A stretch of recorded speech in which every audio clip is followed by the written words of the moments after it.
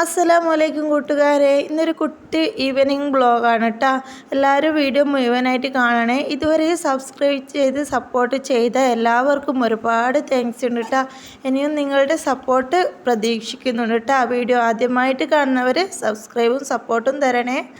അങ്ങനെ നല്ലൊരു മഴയുള്ളൊരു വൈകുന്നേരമായിരുന്നു ഇന്നിട്ടാ. നല്ല തണുപ്പുണ്ട്, നല്ല മഴയും ഉണ്ട്. അങ്ങനെ മഴ പെയ്ത് നമ്മൾ സൈഡിൽ കെട്ടിക്കൊടുത്ത ഇതൊക്കെ ജോയിൻ്റ് പോയിട്ട് വെള്ളമൊക്കെ ഫുള്ള് മുറ്റത്തോട്ടേക്കാണ് കേട്ടോ വീഴുന്നത്.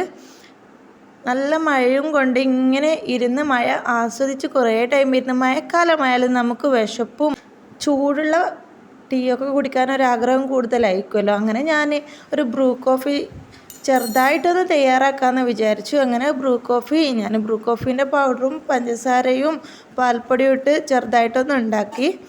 എന്നിട്ട് അത് മഴ ആസ്വദിച്ച് കൊണ്ട് കുടിക്കാമെന്ന് വിചാരിച്ചു.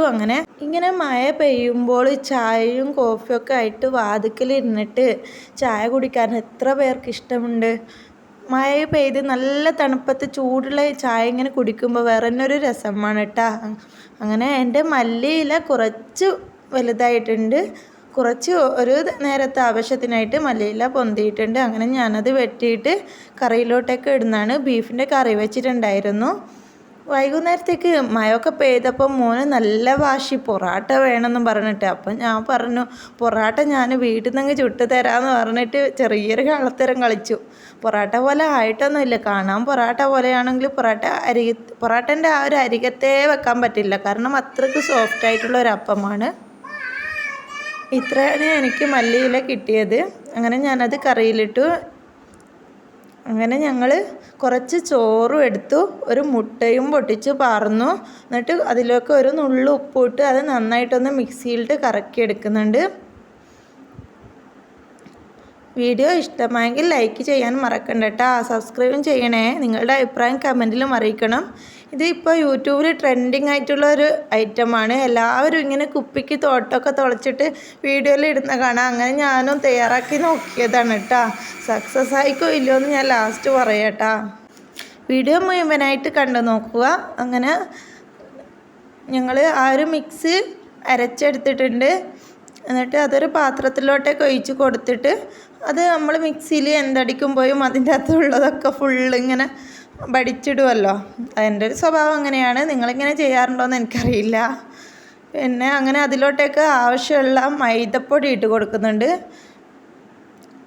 ഞാൻ പരത്താൻ കഴിയാത്തത് കൊണ്ട് കുറച്ച് ലൂസിലാണ് ഉണ്ടാക്കിയത്. നമുക്കെല്ലാം മഴയായാലും നമുക്ക് ഒരു മടിയായിരിക്കുമല്ലോ, കിച്ചൻ്റെ അകത്ത് ഇറങ്ങിയിട്ട് പണിയെടുക്കാനൊക്കെ തണുപ്പൊക്കെ പിടിച്ചിട്ട്. അങ്ങനെ പെട്ടെന്ന് കൈ നനയാണ്ട് മീനെ പിടിക്കാമെന്ന് വിചാരിച്ചിട്ട് കുറച്ച് ലൂസിലാണ് ഉണ്ടാക്കിയത്. അങ്ങനെ മാവ് റെഡി ആയിട്ടുണ്ട്. അങ്ങനെ ഞാൻ ഗ്യാസ് കത്തിച്ചിട്ട് ഒരു ചെറിയൊരു ബോട്ടിലിനൊരു തുള വെച്ച് കൊടുക്കുന്നുണ്ട്. ഒരു സ്ക്രൂ ഡ്രൈവർ എടുത്ത് അത് ചൂടാക്കിയിട്ട് കുപ്പിയുടെ അടപ്പിലോട്ട് വെച്ച് കൊടുക്കുന്നതാണ്. അപ്പോൾ തുളഞ്ഞ് കിട്ടും.